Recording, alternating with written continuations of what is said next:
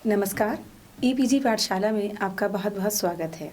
मैं डॉक्टर हर्षबाला शर्मा इंद्रप्रस्थ महिला महाविद्यालय में पढ़ाती हूँ और आज मैं आपसे आधुनिक कविता 2 की इकाई धूमिल की कविता में विद्रोह पर बातचीत करूँगी। इस इकाई के अध्ययन द्वारा आप निम्नलिखित बिंदुओं से परिचित हो सकेंगे: धूमिल की कविताओं की प्रकृति, धूमिल की कविताओं के कथ्य की विशेषताएँ, उनकी कविताओं में व्यक्त आक्रोश व विद्रोह तथा उनका कवि व्यक्तित्व। धूमिल साठोत्तरी हिंदी कविता के महत्वपूर्ण कवि हैं।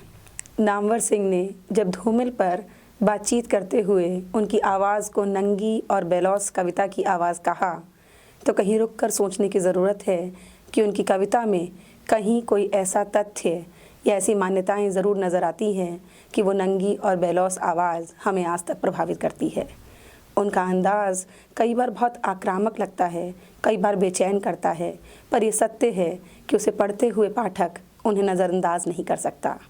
पाठक उसे समझता है, उनके साथ साथ आगे बढ़ता है और कई बार कविता में आदमी होने की तमीज़ और भाषा होने की तमीज़ को समझने की कोशिश करता है। धूमिल एक ऐसा कवि है जिसे हम नज़रअंदाज नहीं कर सकते। जब जब समकालीन हिंदी कविता का नाम लिया जाएगा, उसके केंद्र में धूमिल खड़े हुए नजर आएंगे। 1960 के बाद की कविता समकालीन कविता कहलाती है। हिंदी के लेखक और आलोचक ये मानते हैं कि यह मोहभंग का दौर है। नेहरू युग से मोहभंग का दौर, एक ऐसे समय से मोहभंग का दौर जब आज़ादी अपनी परिभाषा बदलने लगी है। हमें ध्यान रखना होगा कि धूमिल एक तरफ उसी आज़ादी की कविता लिखते हैं और उन्हें लगता है कि अनाज के अंकुएं फूट रहे हैं और धरती प्रसन्न है, लहलहा रही है धरती, और वो लगातार कहना चाहते हैं एक ऐसी कविता जिसमें आज़ादी के अर्थ को पहचाना जा सके। उनकी पंक्तियां हैं: मैंने कहा आज़ादी, मुझे अच्छी तरह याद है, मैंने यही कहा था। धूमिल दबाव देते हैं अपनी हर पंक्ति पर। मैंने यही कहा था और मेरी नस नस में बिजली दौड़ रही थी। अनुभव कीजिए उस बिजली को जो धूमिल की नस नस में दौड़ रही है। धूमिल उत्साह से भरे हुए हैं और इतने उत्साह से कि उन्हें लगता है कि उनका अपना स्वर अजनबी हो गया है, और इसीलिए मैंने कहा आज़ादी शब्द टूटते हैं, बिखरते हैं और मोहभंग का दौर शुरू हो जाता है। ये कविता अनायास हमें याद दिलाती है उन सारे कवियों की जो इस समय आज़ादी का जश्न मनाना चाहते थे और एक नए युग की रचना लिखना चाहते थे, पर कहीं ना कहीं ये सब बेचैन थे, आक्रोश से भरे हुए थे और व्यवस्था इनके भीतर क्रोध और विद्रोह भर रही थी। आज अचानक जब हम कवियों के चुप हो जाने की चर्चा बार बार करते हैं तो मुझे बार बार याद आते हैं धूमिल, जो एक क्षण के लिए भी चुप नहीं होते, अपनी जिम्मेदारी को नहीं छोड़ते और जिम्मेदारी के साथ लेखन में कभी व्यक्तिगत आक्रोश करते हैं तो कभी मोहभंग की चर्चा करते हैं। इस समय तक आते आते कवि को ये दिखने लगा है कि वो इंतज़ार बहुत लंबा हो गया। कवि उदास होता है, असहमत होता है और खींचता भी है। ये खींच व्यवस्था से विद्रोह में बदलती है। कवि को लगता है कि यह वह व्यवस्था है जो सत्ता के केंद्र में बनी हुई है। ये व्यवस्था आम आदमी के लिए या आम आदमी के पक्ष में नहीं खड़ी है, और शायद इसीलिए ये ज़रूरी है कि कवि विद्रोह करे। कवि की यही ताकत है जो उसकी भाषा में अभिव्यक्त होती है, जो उसकी कविता में नज़र आती है, और असल में कविता अपनी जिम्मेदारी तय करती है। आदर्श, नैतिकता, समाज, व्यवस्था, सत्ता, ये सारे शब्द जो व्यक्ति को हमेशा से दिए जाते रहे हैं और परंपरा से मिलते रहे, पहली बार कवि को लगता है कि ये शब्द खोखले हो गए हैं। असल में इन सब में बदलाव की ज़रूरत है, यदि नहीं तो फिर कविता व्यर्थ है। इसीलिए धूमिल बार बार लिखते हैं, उसमें सारी चीज़ों को नए सिरे से बदलने की बेचैनी थी, रोष था, लेकिन उसका गुस्सा एक तथ्यहीन मिश्रण था, आग, आंसू और हाय का। इसलिए उन्हें एक ऐसा जनतंत्र चाहिए जहाँ केवल सपने ना हो, जहाँ केवल आंसू और हाय ना हो। एक साधारण आदमी केवल अपनी स्थितियों पर भीतर ही भीतर दुखी होता और रोता ना रहे, बल्कि बदले और सदाचार की तरह असफल ना हो जाए। इसीलिए धूमिल की कविता में हमें बेचैनी नज़र आती है। इसीलिए कवि अपनी पीड़ा में जनतंत्र के विरुद्ध होता हुआ भी कई बार दिखाई देता है। दरअसल सबसे पहले कवि कल्पना करता है और अनुभव करता है कि शायद यही कल्पना है जो एक दिन सत्य में बदलेगी। पर वास्तव में यह सत्य कभी सामने नहीं आता। ये कल्पना केवल कल्पना बनकर रह जाती है। इसीलिए धूमिल खींचते हैं, क्रोधित होते हैं, असंतुष्ट होते हैं, और यही असंतुष्टि हमें मुक्तिबोध में भी दिखाई देती है। जब मुक्तिबोध अंधेरे में लिखते हैं, बार बार कोई दौड़ता हुआ नज़र आता है, कभी डोमा उस्ताद और कभी कोई और, तो वही कविता धूमिल की समानांतर रूप से महसूस की जा सकती है।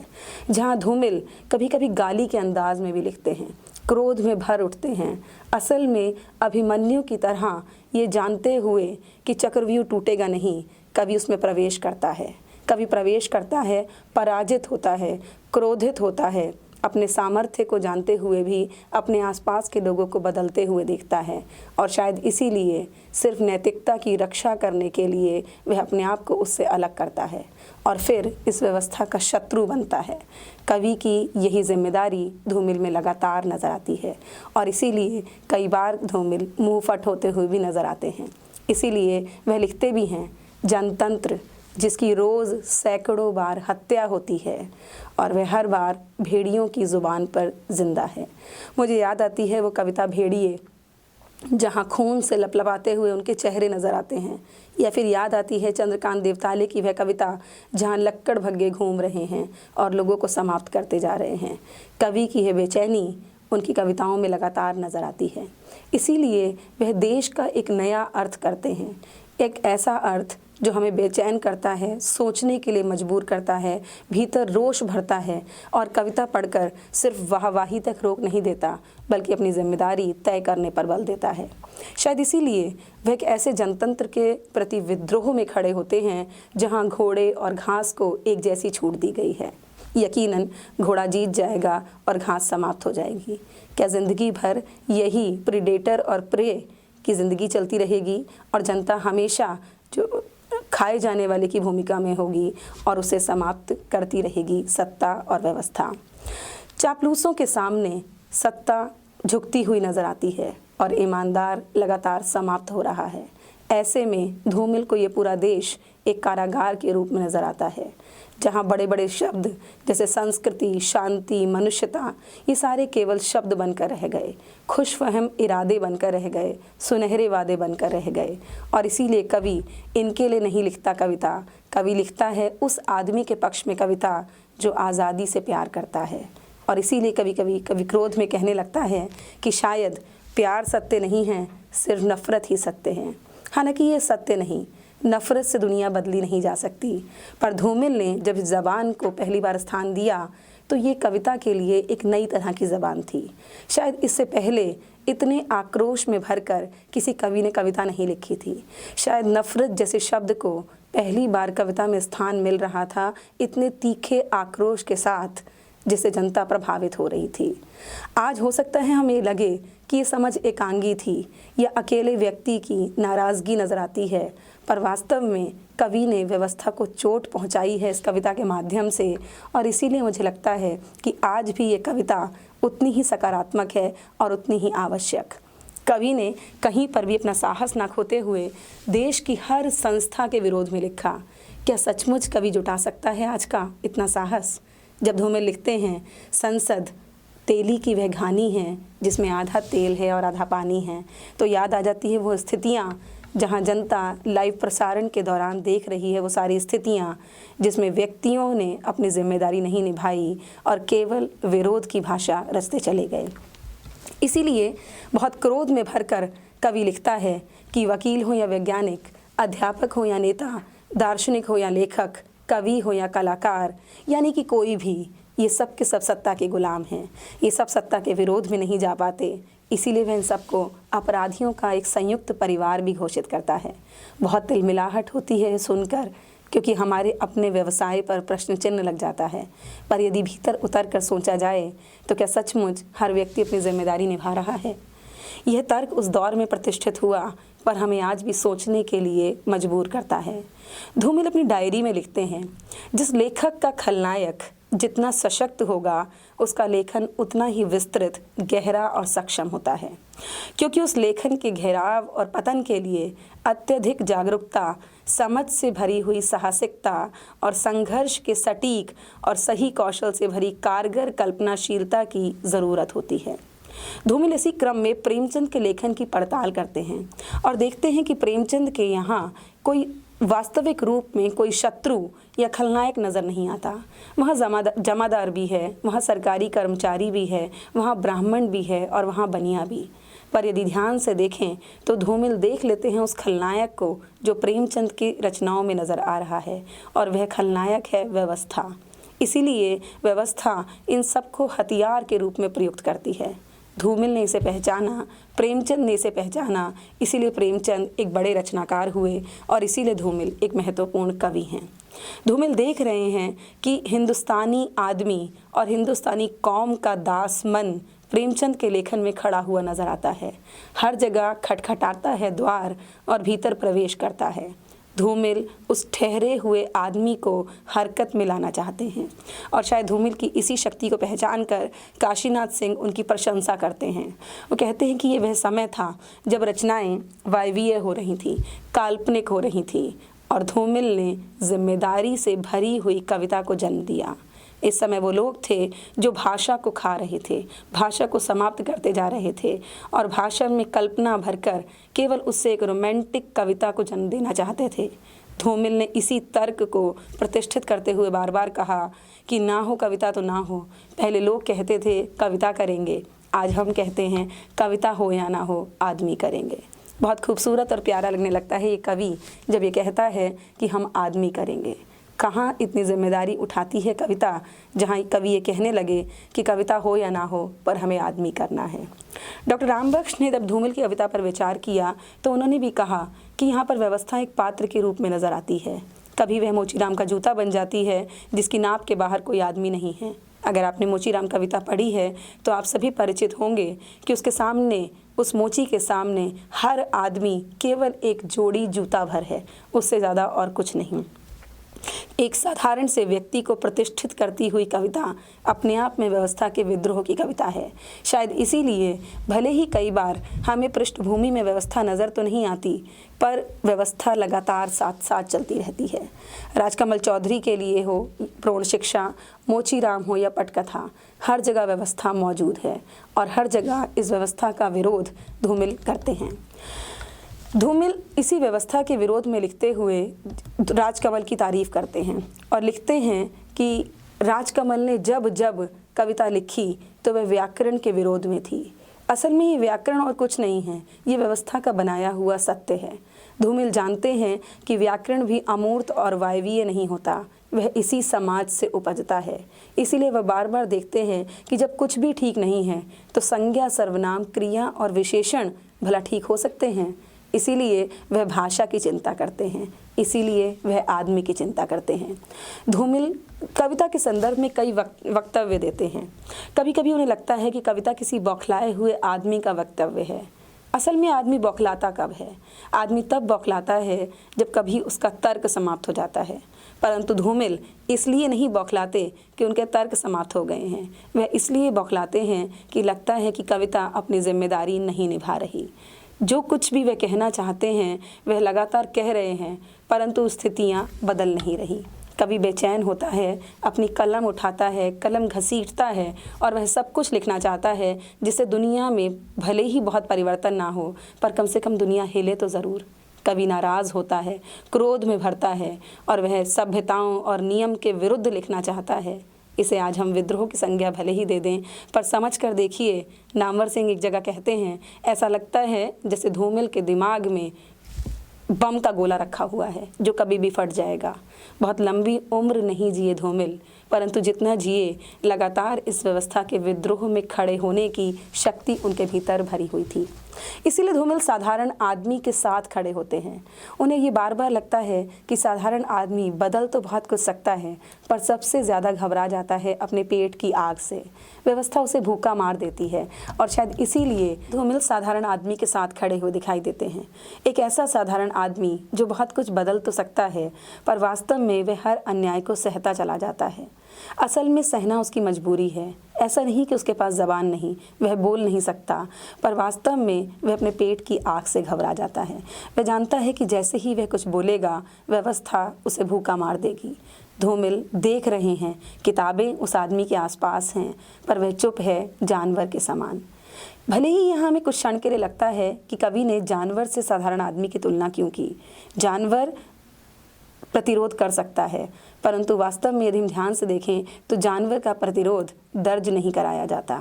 जानवर का प्रतिरोध व्यवस्था में हस्तक्षेप नहीं करता, और इसीलिए धूमिल साधारण आदमी की तुलना उस जानवर से करते हैं, क्योंकि वे चाहते हैं कि उसका प्रतिरोध व्यवस्था को बदले ज़रूर, उसके पास भाषा हो और वह बोले।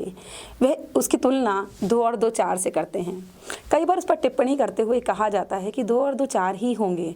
गणित का सीधा सा फॉर्मूला क्या धूमिल समझते नहीं थे? 2 और 2 4 ही होते हैं। 2 और 2 22 नहीं हो सकते, 2 और 2 12 भी नहीं हो सकते। पर यदि हम देखें तो सत्ता यही तो कर रही है। जिनके पास भाषा है उन्हें अपना गुलाम बनाती है, और चालाक और समझदार लोगों को अपने पक्ष में करके 2 और 2 को 22 कर लेती है। धूमिल ने जिसका संकेत 60 के दशक में कर दिया था, क्या स्थितियों में कहीं कोई परिवर्तन आज भी नज़र आता है? इसीलिए धूमिल को जब जब अवसर मिलता है वह साधारण आदमी पर लिखते हैं। धूमिल आक्रामक नहीं होते, सहृदय हो जाते हैं। वह देख रहे हैं कि गीली मिट्टी की तरह है ये आदमी, जैसा चाहे वैसा उसे बदल लिया जाता है। बस हल्का सा संकेत करते हैं, अमरवेल मत बनो, अपने ऊपर चढ़कर दूसरों को इतना आगे मत बढ़ने दो कि तुम जहाँ हो वहाँ भी ना ठहर पाओ। इसीलिए संकेत करते हैं कि देखो दुनिया बदल रही है, और यदि ध्यान से देखें तो दुनिया बहुत तेज़ी से बदल रही है। एक हल्का सा संकेत करूंगी पेरिस में होने वाली अभी अभी समिट की तरफ।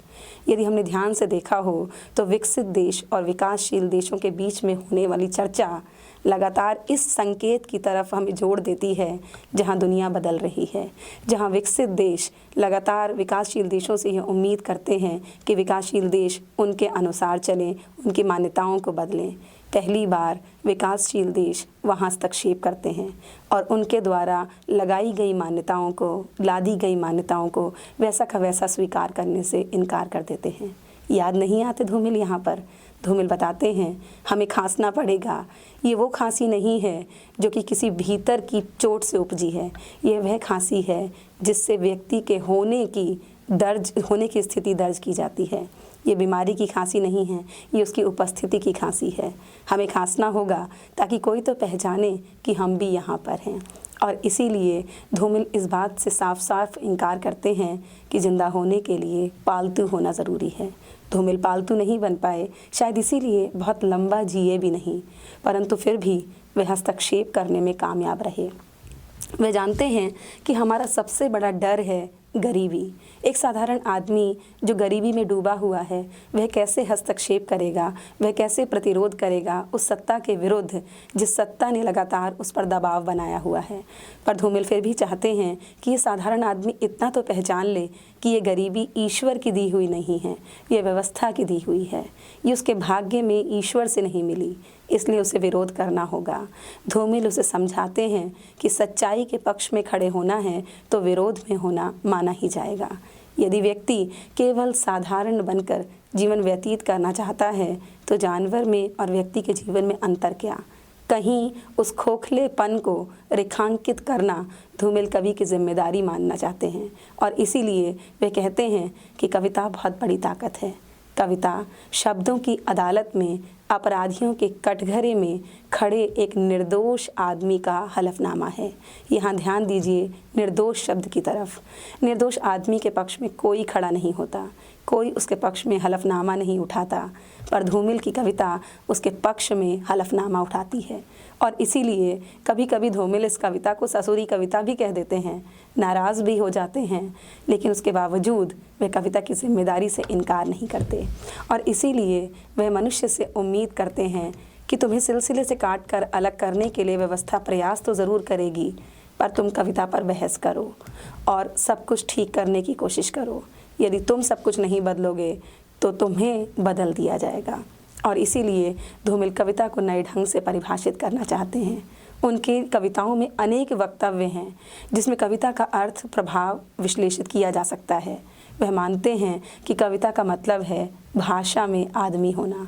कितने लोग हैं जो भाषा से प्रेम करते हैं और कितने लोग हैं जो आदमी से प्रेम करते हैं। धूमिल की कविता भाषा से भी प्रेम करती है और आदमी से भी। और इसीलिए वे कहते हैं शब्द किस तरह कविता बनते हैं इसे देखो, अक्षरों के बीच गिरे हुए आदमी को पढ़ो। अंग्रेज़ी में अक्सर read in between the line इस बात पर बहुत बल दिया जाता है। जो लिखा गया है सिर्फ उसे ना समझें, उसे भी समझें जो लिखा ना गया है। धूमिल की ये छोटी सी कविता उस पूरे वक्तव्य को रेखांकित कर देती है। अक्षरों के बीच कुछ और पढ़े ना पढ़ें, कम से कम आदमी को तो पढ़ें। कितने कवि हैं जो आदमी को पढ़ते हैं, कितने राजनेता हैं जो आदमी को पढ़ते हैं, कितने देश हैं जो आदमी को पढ़ते हैं। धूमिल इसीलिए शायद कभी कभी अकेले खड़े हुए नज़र आते हैं। भाषा इस आदमी को समझने का जरिया बनता है धूमिल के लिए, और इसीलिए वह भाषा को आदमियत की तमीज़ मानते हैं। बुद्धिजीवी जब जब ये कहते हैं कि भाषा पर संयम रखा जाए तो धूमिल को क्रोध आता है। उन्हें लगता है कि मैं क्या करूं, तितली के पंखों में पटाखा बांध दूं, भाषा के हल्के में कौन सा गुल खिला दूं। जब भाषा मुझे आती है तो मैं कैसे उस पर संयम रखकर केवल मुस्कुराता रहूं? क्या भाषा को जानने का अर्थ केवल मुस्कुराना भर है? क्या निष्ठा का तो विष्ठा से मिला देना ही कवि की जिम्मेदारी है? बहुत परेशान करते हैं धूमिल, क्योंकि धूमिल हमारे भीतर की बेचैनी को रेखांकित करते हैं। धूमिल उस आग को ढूंढ रहे हैं जो आग सूरज में तो है पर आदमियों में कहीं नज़र नहीं आती। इसलिए वह नाराज़ होते हैं सूरज से और कहते हैं कि व्यर्थ ही प्रकाश की बड़ाई में बकता है। कितना कमज़ोर है ये सूरज जो हर चीज़ पर एक जैसा चमकता है। इसीलिए धूमिल इस व्यवस्था का विरोध करते हैं और धूमिल खड़े होते हैं उस साधारण आदमी के साथ जिसे हम बेकसूर आदमी मान सकते हैं, जिसे हम निर्दोष आदमी मानते हैं। धूमिल कविता के बारे में कविता करते हैं, भाषा के बारे में चिंतित होते हैं। आज जब हम समाज भाषा विज्ञान के तहत भाषा और वर्ग, भाषा और लिंग, भाषा और अस्मिता जैसे शब्दों पर विचार करते हैं, धूमिल की कविता मुझे वहाँ पर भी केंद्रीय कविता के रूप में नज़र आती है, क्योंकि धूमिल ने भाषा की चिंता को मनुष्य के सरोकार की चिंता माना है और इसीलिए धूमिल कविताओं को ईमानदार होना ज़रूरी मानते हैं। वे जानते हैं कि कविता को देश से प्यार करना होगा। हो सकता है कि उसका जन्म लोक से हुआ हो, लोक धुन से हुआ हो और वो चली आई हो शहर तक ऊब कर, पर जब जब वो जहाँ जहाँ गई उसे अपनी जिम्मेदारी निभानी होगी। कबीर की कविता ऐसी ही जिम्मेदारी निभाती है और धूमिल की कविता भी। यहाँ दोनों का कोई तुलनात्मक अध्ययन नहीं है, परंतु समझना होगा कि जिस तरह मध्यकाल में कवि अपनी जिम्मेदारी निभा रहे थे और कबीर कई बार बहुत रूखे सूखे नज़र आने लगते हैं, बहुत क्रोध से भरकर हिंदू, मुसलमान और अन्य धर्मों पर व्यंग्य करने लगते हैं, धूमिल जब रूखे सूखे नज़र आते हैं तो उनकी स्थितियाँ कबीर से ज़्यादा भयावह हैं। वे देख रहे हैं कि हम उस देश में हैं जो आज़ाद है, पर क्या वास्तव में हम आज़ाद हैं? क्या आज़ादी सिर्फ 3 थके हुए रंगों का नाम है, या उससे आगे भी शिक्षित मध्यवर्ग आज़ाद हो पाया है? क्या मध्यवर्ग अपनी जिम्मेदारी समझता है? धूमिल के वक्तव्य हमें कई बार असंबद्ध लगते हैं, परंतु उसे यदि ध्यान से पढ़ा जाए तो उसमें तत्कालीन कविता की समझ नज़र आती है। भले ही कई बार ये लगता है कि ये समझ सुसंगत नहीं है, परंतु वह लगातार उस कविता के माध्यम से हमारे मन और मस्तिष्क में चोट करना चाहते हैं। कुछ कविताएं उनकी बहुत बेचैन करती हैं, जैसे जब वे लिखते हैं कि कविता तीसरे पाठ के बाद अपना अर्थ खो देती है। पहली बार उसमें अर्थ की चमक होती है, दूसरी बार उसमें छूटा हुआ अर्थ भी मिलता है। तीसरी बार आप पढ़ सकते हैं, परंतु तीसरी बार के बाद शायद कविता का अर्थ खो जाता है। तो इसका यह अर्थ नहीं कि वह कोई एक सरलीकृत सी बात कर रहे हैं। वे ये कहना चाहते हैं कि यदि 3 बार कविता पढ़कर भी परिवर्तन नहीं हो पाया तो सचमुच कविता अपना अर्थ खो देगी, क्योंकि यदि 3 बार पढ़कर भी हम कविता से कुछ नहीं सीख पाए तो इसका मतलब समस्या कविता में नहीं, समस्या हम में भी है। धूमिल की कविता है मुनासिब कार्रवाई। जब वे इस कविता की रचना करते हैं तो इसमें व्यवस्था के खिलाफ विद्रोह सीधा सीधा देखा जा सकता है। वे देखते हैं कि व्यवस्था के समर्थन में चारों ओर से तर्क दिए जा रहे हैं, चाहे विरोधी दल हो चाहे सत्तारूढ़ दल, दोनों ही एक दूसरे का विरोध दिखाने के लिए तो करते हैं, परंतु जब जब जनता की बात आती है तो उसके पक्ष में कोई खड़ा नहीं होता। इसीलिए वह बार बार कहते हैं कि कविता को क्या माना जाए, कविता को क्या कोई पहनावा मान लिया जाए, क्या उसे कुर्ता पजामा की तरह देख लिया जाए? ना भाई ना, कविता ये नहीं है, कविता इससे कुछ ऊपर है। इसीलिए कविता जिम्मेदारी है। धूमिल बार बार ये भी पूछते हैं कि क्या कविता का अर्थ केवल खाना और कमाना है? परंतु नहीं, कवि केवल खाने और कमाने की जिम्मेदारी के लिए नहीं बना। कवि कुछ उससे आगे करने के लिए बना है, और वह आगे की चीज़ है विद्रोह या विरोध। भले ही कवि को जनता स्वीकार ना करे, भले ही कविता को सत्ता भी स्वीकार ना करे, भले ही कवि को एक समय के बाद हर ओर से नकार दिया जाए, परंतु कविता इस बात को बार बार दर्ज कराएगी कि कविता भाषा में आदमी होने की तमीज़ है। यहाँ आदमी सिर्फ जैविक संदर्भ का आदमी नहीं है, आदमी यानी आदमियत। उसके संकेतों को यदि हम समझें तो आदमी होना यानी जिम्मेदार होना। इसीलिए वह भाषा को सिर्फ अभिव्यक्ति से नहीं जोड़ते। वह जानते हैं कि भाषा के अनेक अर्थ हैं। ये अर्थ कई बार प्रायोजित अर्थ भी होते हैं, परंतु धूमिल हमें उनसे सावधान करते हैं। वह जानते हैं कि या तो व्यक्ति आजकल प्रायोजित अर्थ बोलता है या फिर केवल वह गूंगा हो जाता है। भाषा होते हुए भी गूंगा हो जाना, इससे बड़ी त्रासदी क्या होती है। धूमिल हमें इसके प्रति सावधान करते हैं, और इसीलिए उनका यह वक्तव्य ज़रूर देखा जाना चाहिए कि भाषा ठीक करने से पहले आदमी को ठीक करना चाहिए। आदमी को ठीक करना इतना सरल नहीं है। यदि आदमी ठीक हो जाए तो भाषा अपने आप ठीक हो जाएगी। हम जानते हैं कि भाषा के झगड़े सचमुच वायवीय झगड़े हैं, इतने बड़े झगड़े नहीं कि वह सुलझ ही ना पाएँ, सुधर ही ना पाएँ, परंतु इन झगड़ों को लगातार खड़ा किया जाता है। और शायद इसीलिए धूमिल कहते हैं, जब मैं बाहर आया मेरे हाथों में एक कविता थी और दिमाग में आंतों का एक्सरे। देख लीजिए भाषा कितनी महत्वपूर्ण है। जब जब भाषा बिगड़ती है सब कुछ बिगड़ जाता है। व्यवस्था सबसे पहले इस भाषा को बिगाड़ना चाहती है, क्योंकि वह जानती है कि कवि भाषा के लिए लड़ेगा। और इसीलिए धूमिल इस बार संकेत करते हैं, कुछ भी ठीक नहीं है, न संज्ञा, न विशेषण, न सर्वनाम। एक समूचा और सही वाक्य बोलना कितना मुश्किल है, जो टूटकर बिखर जाता है। जानते हैं धूमिल कि ये व्याकरण सिर्फ भाषा का व्याकरण नहीं है जो टूटा है, ये व्याकरण इस देश की शिराओं में छिपे हुए कारकों का हत्यारा है। इस देश की शिराओं में छिपे हुए कारक चिन्ह खत्म कर दिए गए हैं। जब व्यक्ति बोलना ही नहीं जानेगा तो अपने आप उसका प्रतिरोध मौन हो जाएगा। धूमिल इस मौन से डरते हैं, इसलिए वे लगातार बोलते हैं, और इसीलिए वह इस व्याकरण की ओर बार बार संकेत करते हैं कि व्यवस्था के भीतर की जो अव्यवस्था है, यदि उसे सुधारना है तो एक समूचा और सही वाक्य बोलने की शक्ति कवि को अपने भीतर जुटानी होगी। और इसीलिए ये बहस भूख पर नहीं होती, ये बहस भाषा पर होती है। हम सब के लिए भूख बहुत बड़ी चीज़ है। व्यक्ति के लिए भूख ही उसके सही और गलत का निर्धारक तत्व बनती है, पर हमारे राजनेता सत्ता इतने मजबूत हैं कि वे भूख की चर्चा नहीं करते, वे भाषा की चर्चा करते हैं। वे हिंदी और तमिल के झगड़े की बात करते हैं, वे हिंदी और अंग्रेज़ी के झगड़े की बात करते हैं, परंतु भूख की बात नहीं करते, क्योंकि भूख की बात करते ही सैकड़ों करोड़ जनता एक साथ खड़ी हो जाएगी, और शायद तब उसके प्रतिरोध को रेखांकित करने के अतिरिक्त सत्ता के पास कोई और तरीका नहीं होगा।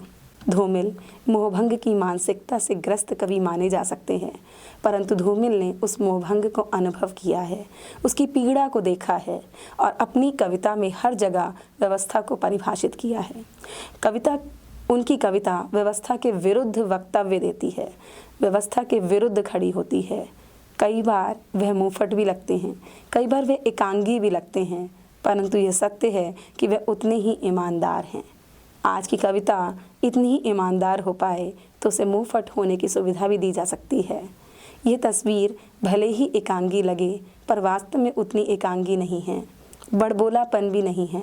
असल में कवि निराश है, कवि दुखी है, कवि पीड़ित है, अपने लिए नहीं, उस साधारण आदमी के लिए जो आप हैं और हम हैं, जो है साधारण जनता। और कवि की उम्मीद है उस कवि से जो लगातार कुछ नया कर सकता है, बदल सकता है, और जिन्हें समकालीन कवियों ने आगे जाकर अभिव्यक्त भी किया। धूमिल की इस कविता का विस्तार आगे चलकर अनेक कवियों ने किया। जब हम देखते हैं कि आने वाले कवि भाषा के प्रति चिंतित हैं, आदिवासी महिलाओं पर होने वाले अत्याचारों के प्रति चिंतित हैं, बालक और बच्चे इनके प्रति होने वाली चिंताओं को कवि अभिव्यक्त करते हैं तो ऐसा लगता है कि धूमिल की कविताओं का विस्तार हो रहा है। यहाँ आकर यह भी अनुभव होता है कि धूमिल की कविता केवल अकेली कविता नहीं है, बल्कि उसके समान समय के कवि और उनके बाद के कवि उनके साथ खड़े हैं, उन अत्याचारों की बानगी रच रहे हैं, उसके आगे की सहूलियतों की चर्चा कर रहे हैं, उससे आगे बढ़कर समाधान की बात करते हैं और लगता है कि एक ऐसे समय की कल्पना वे कर पा रहे हैं जहाँ पर एक ना एक दिन आदमी के भीतर की आग नज़र आएगी और प्रतिरोध का सत्य कविताओं में नज़र आ सकेगा।